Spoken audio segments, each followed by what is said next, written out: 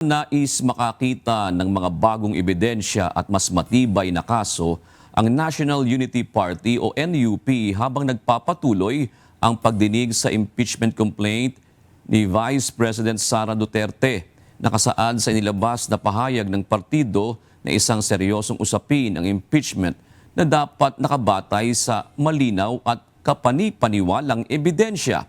Ayon din sa party chairperson na si Antipolo 1st District Representative Ronaldo Puno, magiging mahirap na para sa kanilang mga miyembro na bumoto sa pagtatransmit ng reklamo sa Senado kung wala ang mga ito.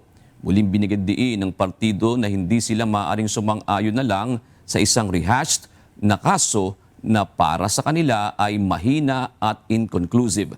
Bunsod nito, hinikayat ng NUP ang Committee on Justice na magpakita ng malakas na pruweba na magiging sapat na dahilan upang iakyat ang impeachment sa Senado.